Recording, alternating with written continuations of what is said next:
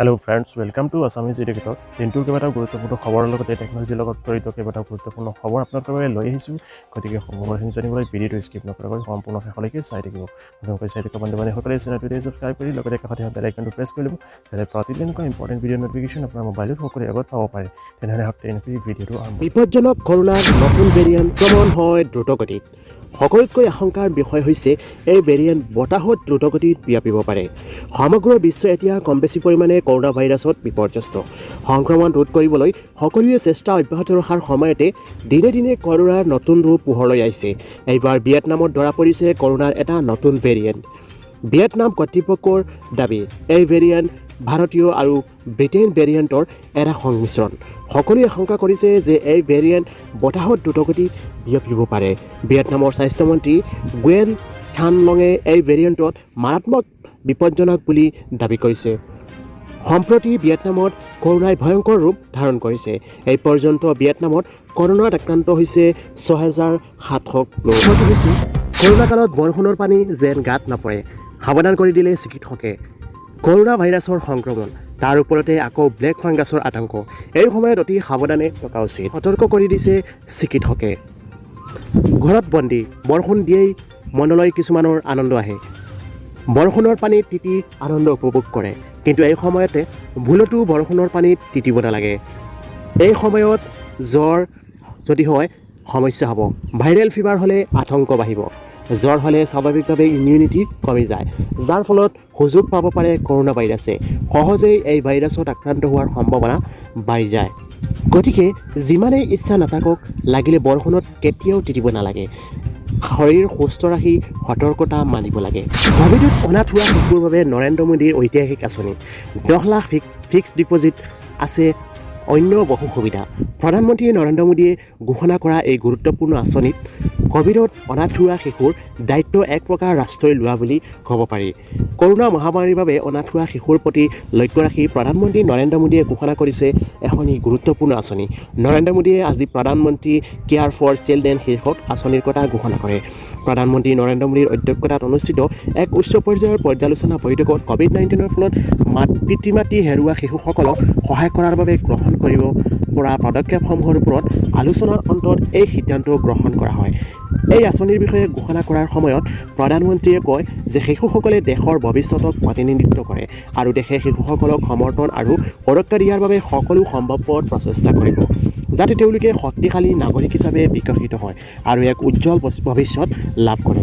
প্ৰধানমন্ত্ৰী নৰেন্দ্ৰ মোদীয়ে ঘোষণা কৰা এই গুৰুত্বপূৰ্ণ আঁচনিৰ জৰিয়তে কভিডত অনাথ হোৱা শিশুৰ দায়িত্ব এক প্ৰকাৰ ৰাষ্ট্ৰই লোৱা বুলি ক'ব পাৰি।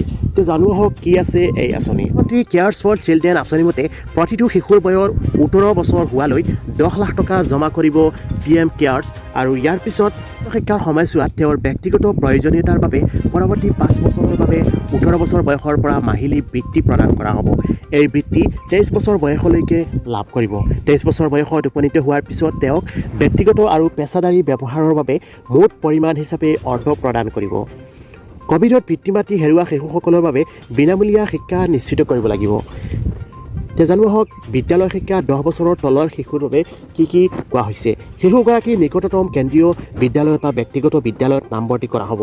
যদি শিশুগৰাকীক ব্যক্তিগত বিদ্যালয়ত নামভৰ্তি কৰোৱা হয়, RTI নিয়ম অনুসৰি মাচুল PM কেয়াৰ্ছৰ পৰা দিয়া হ'ব। PM কেয়াৰ্ছে ইউনিফৰ্ম, পাঠ্যপুথি আৰু টোকা বহীৰ ব্যয়ৰ ভাৱেও ধন পৰিশোধ কৰিব। শিক্ষা 11 পৰা 18 বছৰৰ ভিতৰত শিশুৰ বাবে কি ৰখা হৈছে। শিশুটোৱে কেন্দ্ৰীয় চৰকাৰৰ যিকোনো আৱাসিক বিদ্যালয় যেনে সৈনিক স্কুল, নবোদয় বিদ্যালয় আদিত নামভৰ্তি কৰোৱা হ'ব। যদি শিশুটো ককা আইতা বা পৰিয়ালৰ তত্ত্বাৱধানত ৰাখিব লাগে, তেন্তে তেওঁক নিকটতম কেন্দ্ৰীয় বিদ্যালয়ত বা ব্যক্তিগত বিদ্যালয়ত নামভৰ্তি কৰোৱা হ'ব। ব্যক্তিগত বিদ্যালয়ত ভৰ্তি কৰালে RTI নিয়ম অনুসৰি মাচুল PM কেয়াৰ্ছৰ পৰা দিয়া হ'ব।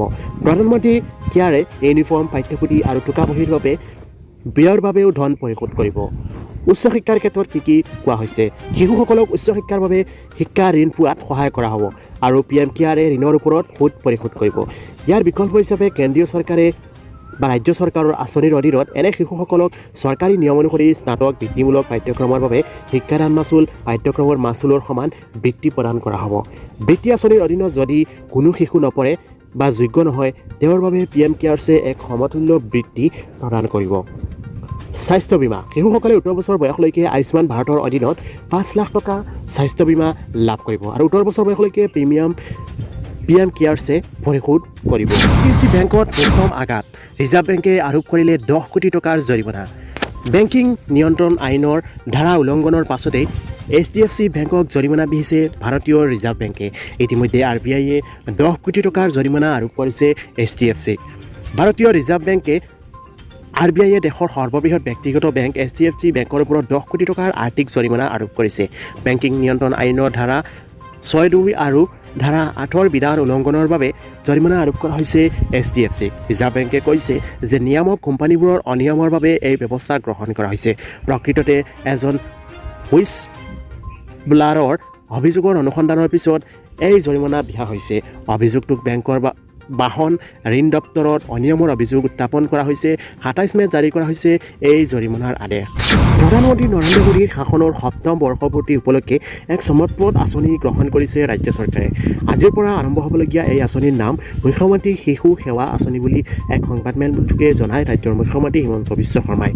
পিতৃ মাতৃহাৰা বা গাঁতমাউৰা শিশু আৰু যুৱক যুৱতীয়ে 3500 টকাকৈ মাহে লাভ কৰিব বুলি উল্লেখ কৰি তেওঁ লগতে কয় সেইসকলৰ খুৰা-খুৰী পেহা পেহী বা অন্য কোনো অভিভাৱক থাকিব লাগিব।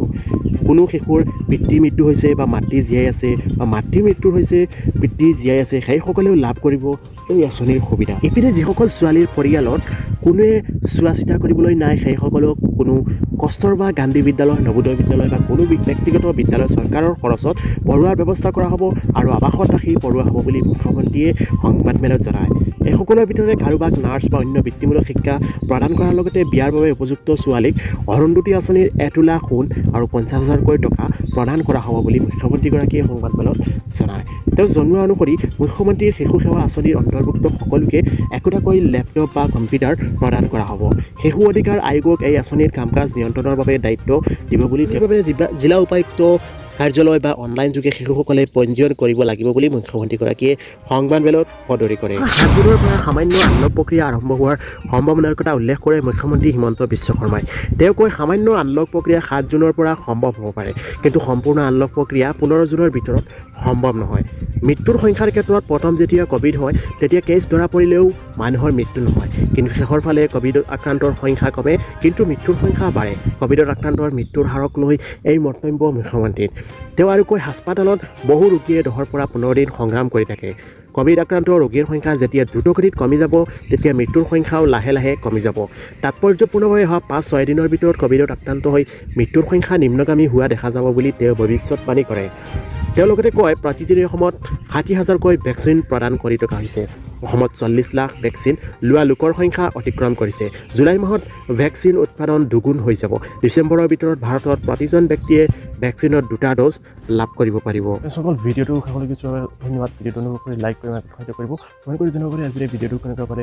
যদি নতুনকৈ চাই থাকে তেনেহ'লে চেনেলটোতে ছাবস্ক্ৰাইব কৰি লগতে কাষতে বেল নটিফিকেশ্যনটো অল কৰি দিব যাতে প্ৰতিদিনে এনেকুৱা ইম্পৰ্টেণ্ট ভিডিঅ' নটিফিকেশ্যন আপোনাৰ মোবাইলত সকলোৰে আগত পাব পাৰে।